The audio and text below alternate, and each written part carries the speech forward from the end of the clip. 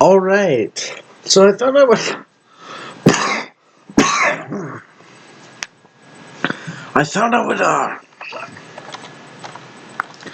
give some insight into what changed my mind about a certain degree of despair and self-ponage and so on.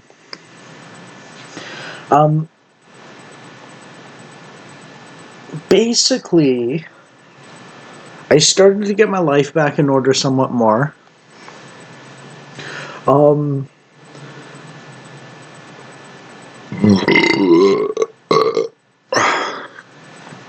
the things that I considered to be God's growling at me kind of diminished. And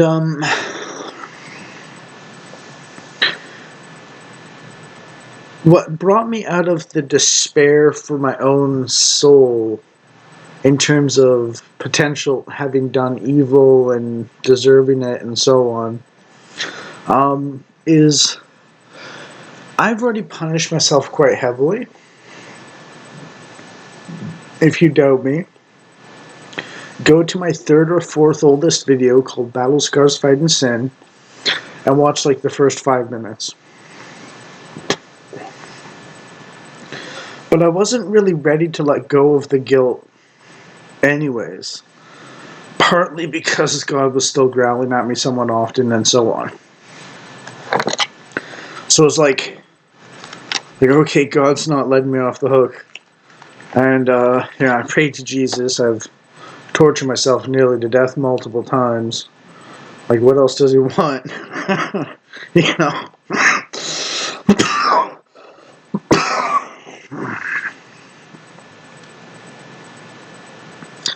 But something snapped when I heard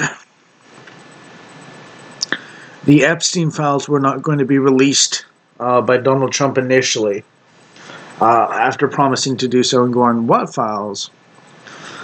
And then I realized that there are malevolent forces out there worse than I could ever be. And I was like, okay, well, if I'm evil, what are they? You know. And they probably actually do control the world to some degree. And I'm just me, basically, a virtual nobody. And,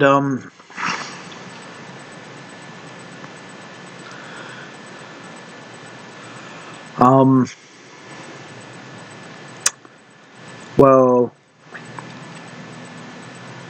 yeah.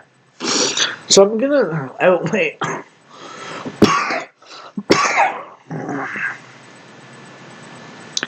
I'm going to outline and lay out a prediction for Nick Fuentes, because this is relatively common. But Nick Fuentes is kind of like an Andrew Tate figure. He talks a hot game, talks a good game, wants to play hot shot, big boss, and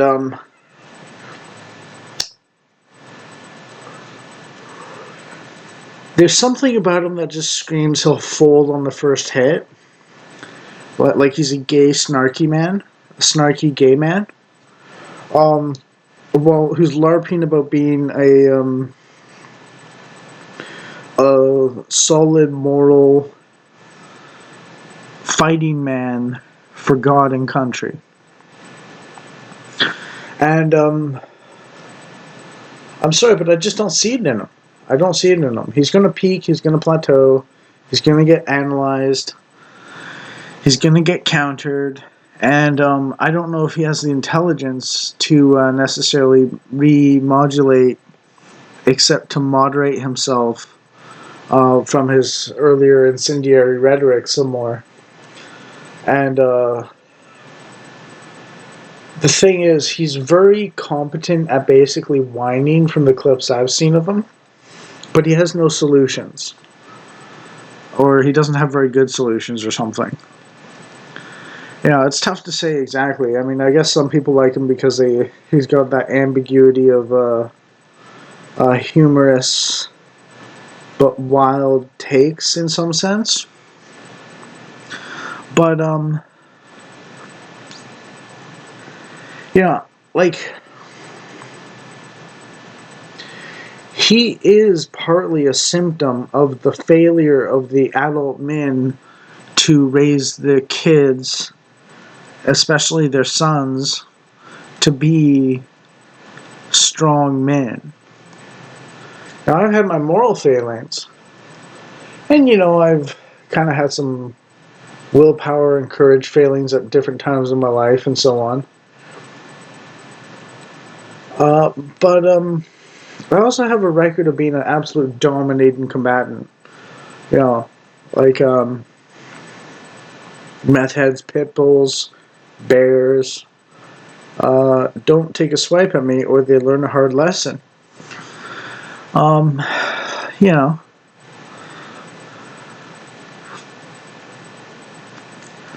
and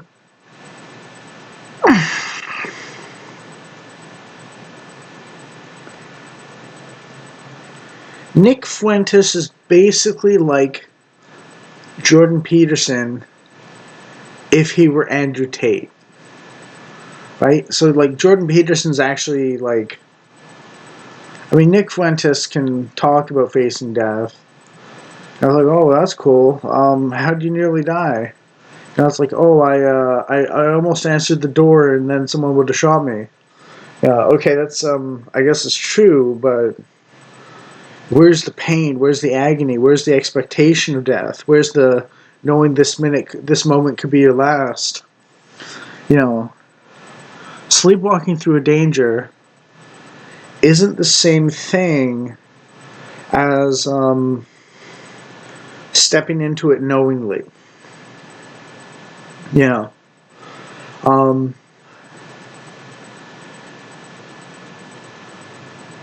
which I've done, multiple times. Um, and I don't blame someone for not wanting to do it anymore, because it's really brutal. Actually, I can attest to that. You know, and then there's fear of damnation. And the reason why a Christian can be strong, but also compassionate, is because they fear damnation. They're strong and they're limited by God in that strength when turned to evil. Or they're compassionate because God inspires in them a feeling of pity or something like that. God is the moderating influence on our cowardliness and our cruelty.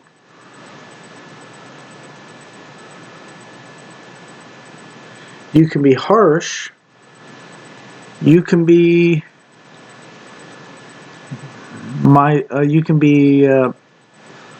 selective a little bit in your generosity to the less fortunate or something like that, or to your family or something like that. Which one you pick, of course, makes you left or right most of the time, to be honest, whether it's family or strangers or something. And I am a right-winger, or at least a center-right person who is not generic conservative. Or at least maybe I am. Maybe I'm not. I don't know. However, the thing Nick Fuentes has going for him is that he was relatively anonymous to most people while being out in the wilderness. Once people get a good look at him in the wider society, they're going to move away from him eventually after peaking his support base and plateauing and getting analyzed properly and so on by people on the right as well as the left. who don't like the coarseness of his rhetoric and certain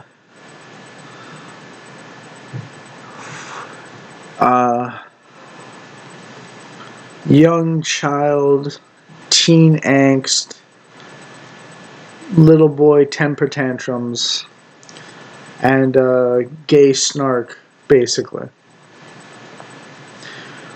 And I'm not saying necessarily that what I'm calling gay snark in Nick Fuentes is always inappropriate. But from the bits I've seen of him, that seems to be his entire personality. And it's going to come down to a losers talk, money walks kind of differentiation between him and the successful family man of Gen X or the millennials or Gen Z or something like that. The people who are politicos and influencers and so on, but have succeeded a little more in the traditional masculine domains somewhat. And Nick doesn't have it in him to be a mentor at the moment.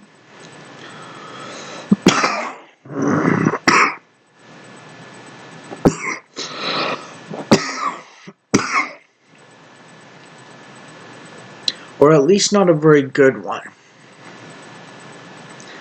He's more ambition and bitterness than he is measuredness and composure.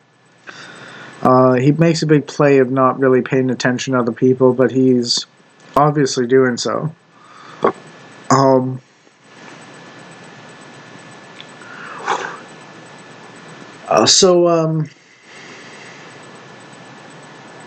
Yeah.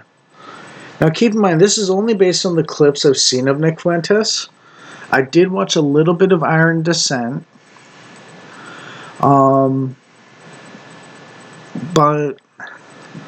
I've only seen like 3 hours of Nick Fuentes total in my entire life or something like that. So maybe I've got a bad snapshot of him or something like that. But that seems to be the case. Now, the people that I would actually look to for my information most of the time would be Prudentialist or GeoArt, which are like a pair of YouTubers, or Oren McIntyre, or Nick Freitas or Christian Hines, who are hosts on the Nick Freitas show, and his wife Tina. Nick Freitas is his wife Tina. Sargon of Akkad, the Lotus Idris podcast hosts, and so on. That whole team of people. Victor Davis Hanson to some extent.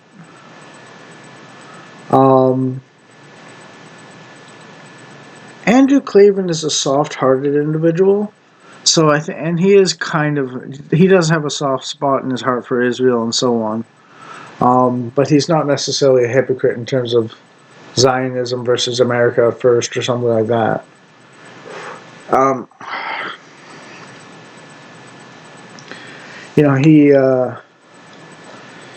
I'm pretty sure he's got his credentials down for his actual beliefs and so on relatively well. He's just the softer side of Christian faith in conservatism, while being honest about it.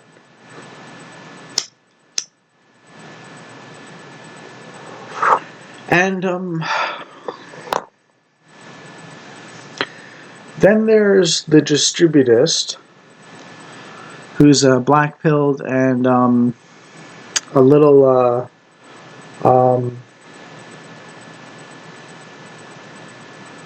almost, I want to say, mopey about the situation. Like he's depressed from the apparent loss that he doesn't know how to fix, or something, or like where he thinks we're going to be through a massive dark age, um, um, going forwards and so on, and that nothing important will get fixed, and we'll just be swapping chairs on the deck of the Titanic while it sinks after a hidden iceberg.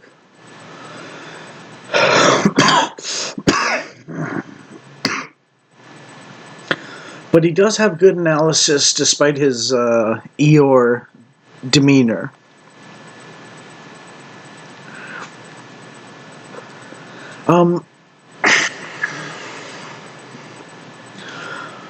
Peterson Academy has some excellent videos on its YouTube channel. And it's just the first episode of like an 8 or something, 15, I don't know how many classes, lecture series about various topics.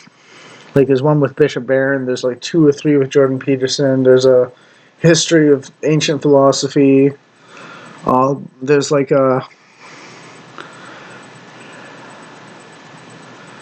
there's another one as well. Joel Vervaeke or something, John Vervaeke. I can't remember if that's one of the speakers. But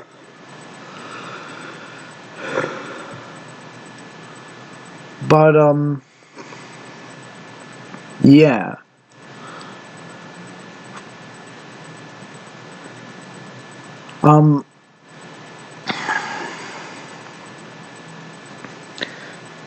These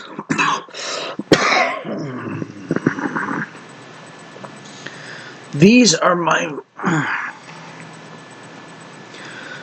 my personal go-tos for advice and so on how to be a man in some ways that I might have missed somehow, or how to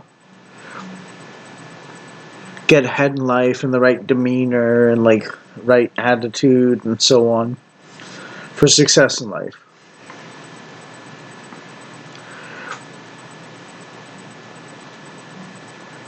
A big part of Nick Fuentes' popularity is precisely because he's unpersoned.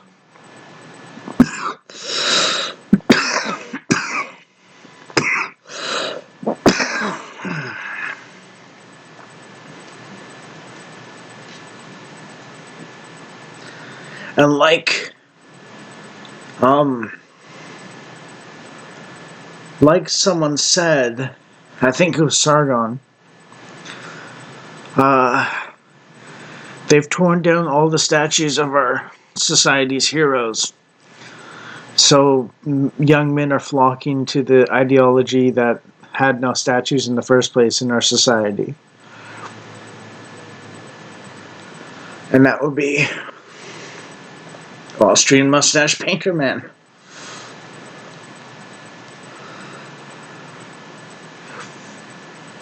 Like, I'm not even going to argue with Nick that the Nazis had drip. Because they self-evidently did. You know, like the Tiger tank is one of the coolest tanks in history. Yeah. Then there's the Bismarck and the U-boats and the...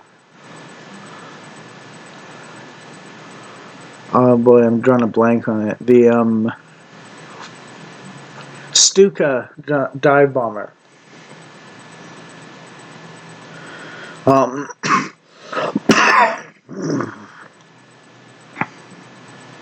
Panzer IV is pretty cool too. They have the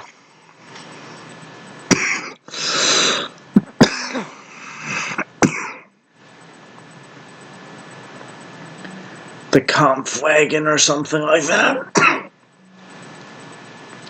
Can't remember what the troop carrier is called with the tracks and the wheels at the same time.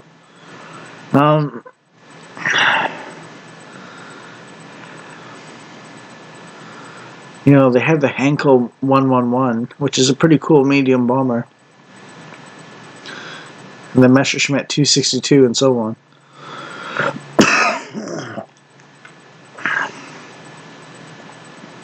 But anyways,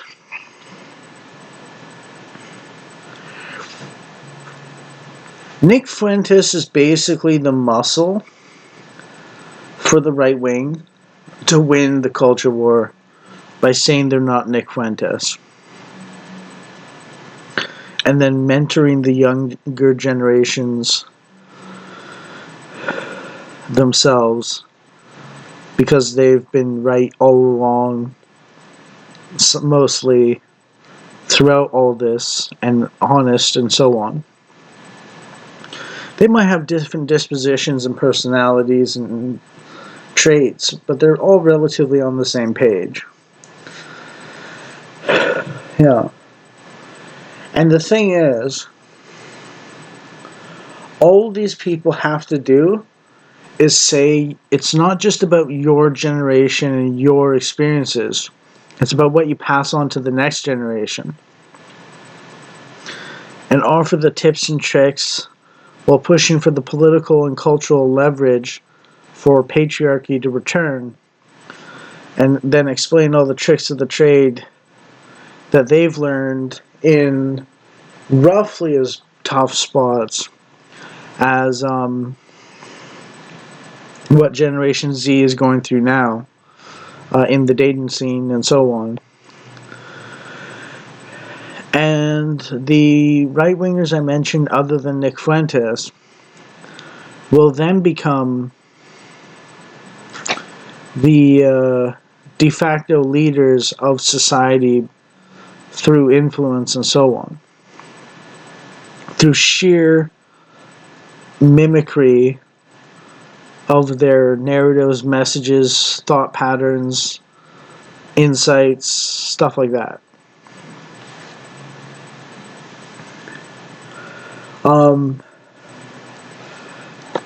Yeah.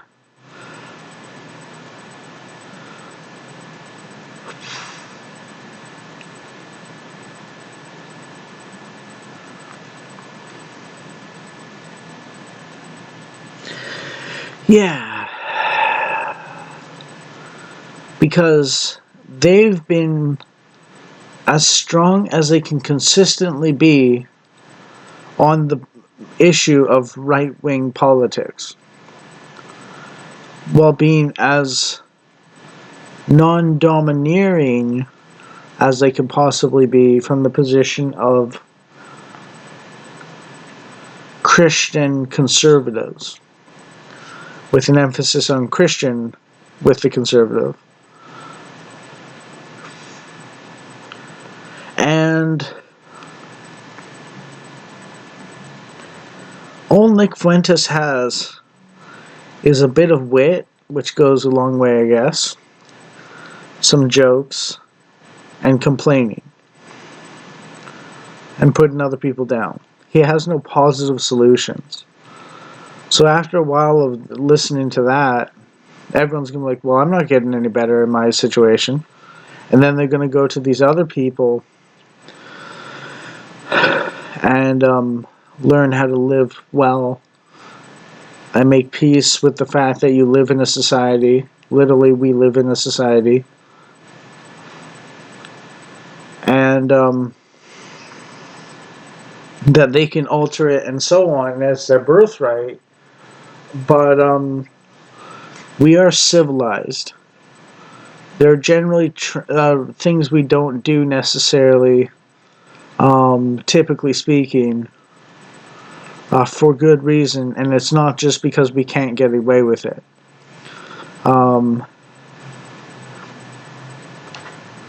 Yeah.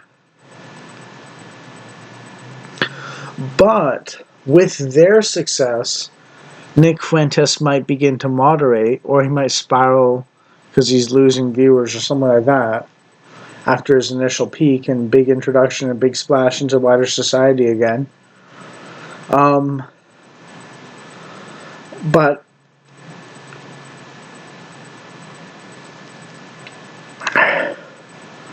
my belief is if he moderates as the right wing gains power and things begin to normalize a bit and so on, is people will generally move away from Nick Fuentes. Nick Fuentes is legitimately the radicalized position, as far as I can tell. He makes some good points once in a while. I saw the one about how the War on Terror was a neoconservative Zionist plot, and I do agree with that.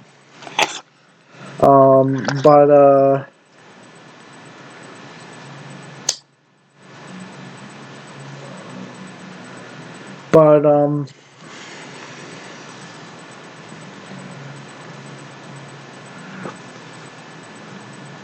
at the same time, um, I still feel Israel is a valuable ally to the USA as a Canadian, though. Yeah, I might not see the full range of IPAC and so on, but I do pay attention to these circles a little bit and so on. And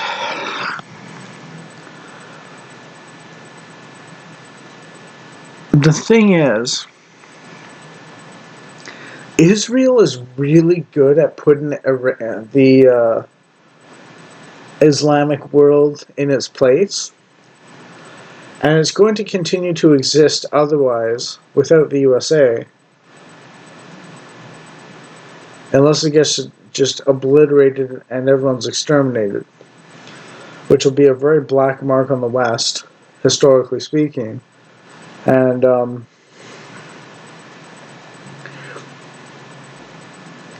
maybe the Christians could benefit because it would radicalize all the boomers and stuff like that too against Islam and so on. And I think even the left would get a rather big black eye because they are on the side of the people doing the exterminating and so on. But Israel is a long-term fortress that is counter to Islam mostly, and the most impactful kinetic warfare power in the region.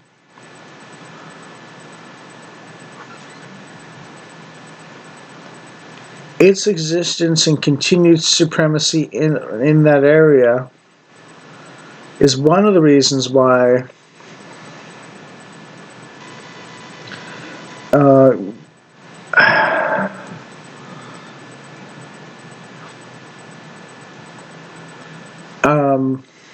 Soviet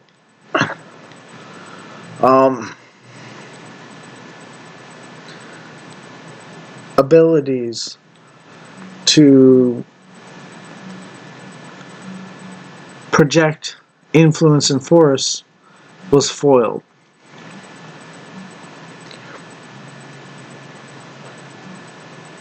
And they remain a good training ground for counterterrorism and counterinsurgency.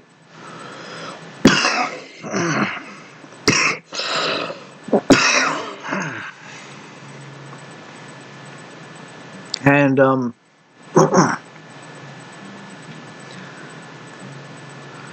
the most modern warfare capable outside of war with a nuclear power. So on top of being a fortress for Western interests to some extent, that dominates the region in some ways, it's also a valuable fighting pit to gain veterancy in proper combat for Western civilization as well.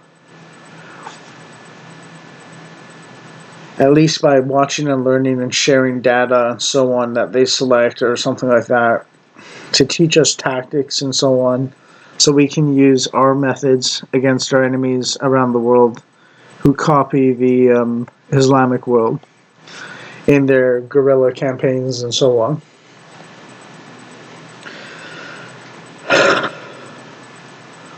So yeah.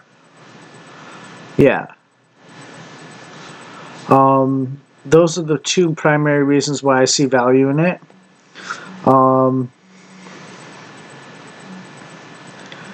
You know, but I do agree that it needs to be put in its place a little bit in America. So yeah.